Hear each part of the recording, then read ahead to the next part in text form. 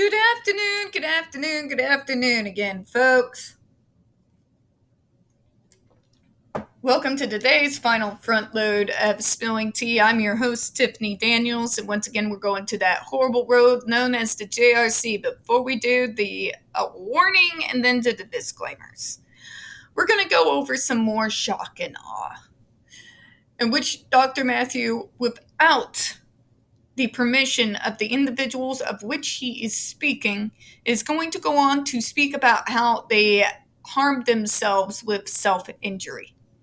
He does this as a means to shock you into compliance with his idea of crazy. This completely batshit idea that by him harming us instead of us harming us, it's somehow better. Doesn't work, does it? No. Not to any sane person. But Dr. Matthew Israel, he's not sane. Matter of fact, he probably has a number of the diagnoses of the people that he treats there. On normal circumstances, when we're talking about an individual who actually has a heart, that isn't such a bad thing. With this individual, it is. He has no heart. He doesn't care who he hurts. He especially gives no shits about any of the patients that he has seen or the damage that he has caused. So, just be prepared for that, all right? All right, in the description box, folks, you're going to find a link to the article that the Judge Rotenberg Educational Center doesn't want you to read. It is written by NeuroClastic, a small non-for-profit started by autistics for autistics, wherein they interviewed and surveyed over 900 ABA professionals in regards to the JRC's quote-unquote behavior modification program. Matter of fact, the JRC doesn't want you to read this article so much they have threatened NeuroClastic with a defamation lawsuit if they do not remove it from the website. NeuroClastic has refused, of course. So, please read that article, and don't forget to share it on all your social media. We also have linked in there NeuroClastic's public statement in regards to the defamation lawsuit threat, as well as a link to their GoFundMe. We are crowdfunding, folks, in case the JRC actually has the balls to see through with their threat. We got the pertinent links to the Agape boarding school situation as well. Agape boarding school is a Christian-themed boarding school based out of Stockton, Missouri that takes in so-called troubled male teens that has pending over 21 civil lawsuits, claims, and allegations leveled against it. These claims have been substantiated with hard evidence, including ER documents, by the private investigation and separate investigation carried out by the Missouri Department of Social Services, and they include the following: sexual assault, rape, sodomy, child abuse, psychological and emotional abuse, child trafficking, starvation, and that's just for starters.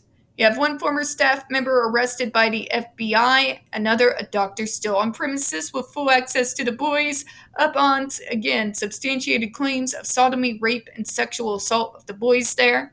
We got a brand spanking new attorney general who still has said nothing on Agape and doesn't seem like he intends to do anything with it. Can't threaten the mega churches, can we? Please get me out of here or shoot me.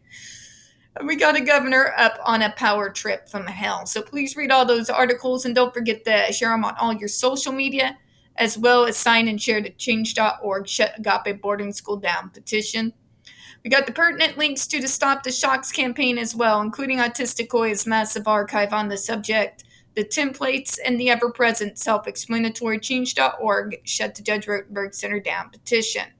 When we discuss the JRC, folks, you're going to hear vivid descriptions of and catch clips of surveillance footage of people with disabilities being tortured and abused. If you got young children present, please go ahead and use your headphones, all right? This channel is marked not for children for a reason. We use profanity and talk about dark subjects. If your child is 16 and younger and watching this channel, parental supervision is very obviously advised. Trigger warning, we are about to descend into the mad ravings of a lunatic mind known as Dr. Matthew Israel. He's going to gaslight. He's going to victim blame. He's going to say stupid shit because he thinks that we are too stupid to know better. He's going to peddle his insane pseudoscience. He's going to talk complete, utter, hysterical nonsense and cite himself as his evidence. Fucking shoot me. God damn. and enough ableism and bigotry to circle the globe a few thousand times. So just be prepared for this shit, alright? Alright, again, folks, trigger warning, we're about to be in for more shock and awe. Without these individuals' permission, Dr. Israel is going to tell you about worst case scenarios to shock you into going along with his insanity.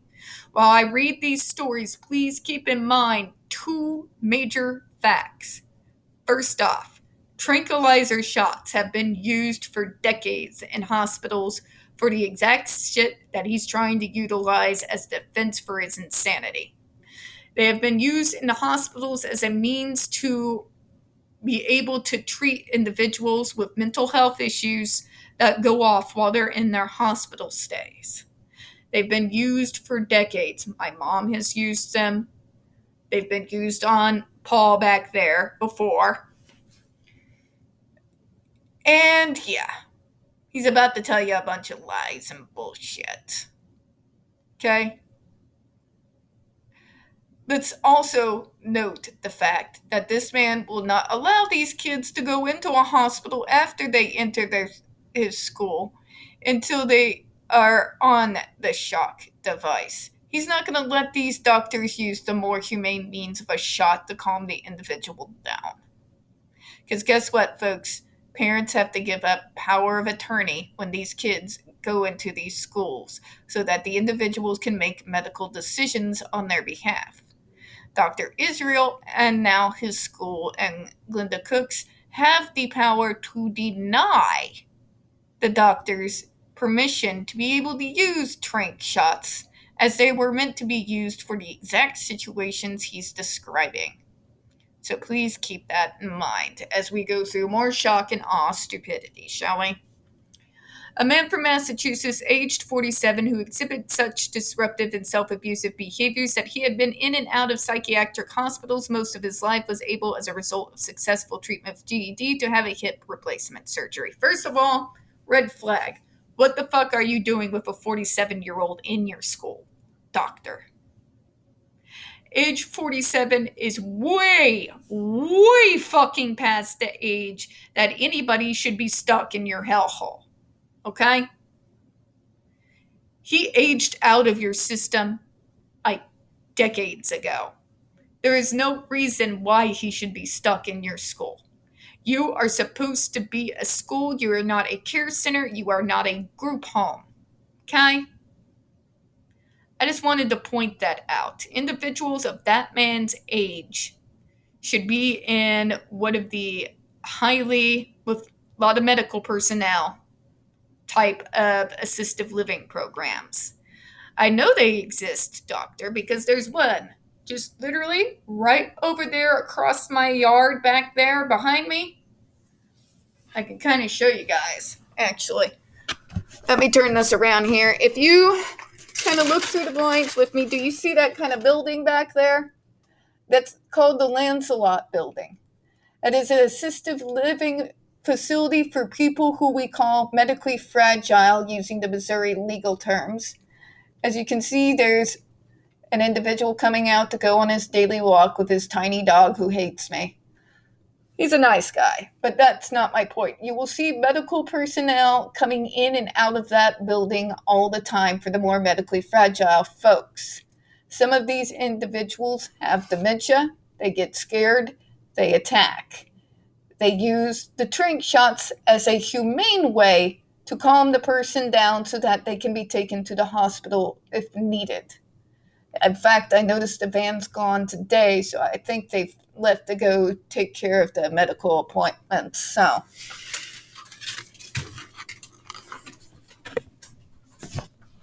wanted to use that to prove my point here. You see where I'm going with this, right? Good? Good. I'm glad. Because I'm tired of dealing with Dr. Matthews Israel stupid and him trying to gaslight us into believing that his way is the only way. Individuals like this man he's mentioning here out in my area usually live in places just like that. They sit there, but they'll kick them out because they're too aggressive is horseshit. Okay? Just say, right across the street there. Now let's move to more of his shock and awe bullshit, shall we? A 19-year-old girl from New York with severe aggressive behaviors required surgery on both her knees due to injuries sustained and physical restraints, which occurred prior to attending JRC. How does this help your defense, doctor? We know for a fact that you and your doctors have restrained folks and that people have retained injuries. We know this because of DESI reports, having read about it. We know you restrain them on the buses. We know you restrain them on the 4-point boards where after you render them helpless, you will shock them numerous times. We know this because of the live video of Andre McCollins. We know for a fact that you don't do it due to severe injuries or trying to get them to the hospital. He literally just refused to remove his coat. So please, for the love of God, don't insult my intelligence here. But let's move on. Another treatment began with GED. Her aggressive behaviors dropped to 0, and she was able to have 2 successful surgeries. She continually asked her mother what took so long for her to get this GED treatment. I call bullshit. But we're supposed to trust him, bro. She's just all about the GED treatment. Remember, folks, 2 things. What you just saw, tranq shots simply existing. And now, let's get into this concept that this man has power of attorney over these kids. He has the right to allow or deny tranq shots being used on them so that they can be medically operated on if need be. He denies that. He would rather torture them into compliance instead of the more humane calming shot used for decades with far less side effects and harm that his GED device have proven to show us. So, what are we learning from this one, boys and girls, before I close out? I know this one's been shorter, but I think my point's being made. This doctor refuses to use what is available through modern medicine as a way that is far more humane to calm people down enough to be able to receive the surgeries and medical care that they need. He wants you to not know that he has full power of attorney, which means he has the right to refuse that help that is available to them. And according to this, I can't help but think, although I don't have evidence on this, this is what I'm seeing inferred through these words here. He denied the more humane method in order for them to receive these treatments, because he would rather prove himself right, no matter what it costs us, than to have something that has actually been proven to have minimal side effects to be used to the same purpose. Again, his argument falls apart when you actually apply logic, evidence, facts, and modern medicine to it. Now I'm going to close out on that. We don't get very many views on this channel. The few that we do get do tend to get removed from time to time. So please don't forget to hit the like button, hit subscribe, and don't forget to hit the comments. I do appreciate your time. Caesar, we who are about to die salute you. Yes, I have to go tackle that gigantic TV in the back. Send help. And as always, we here at Spilling Tea hope you have a good one. Bye-bye.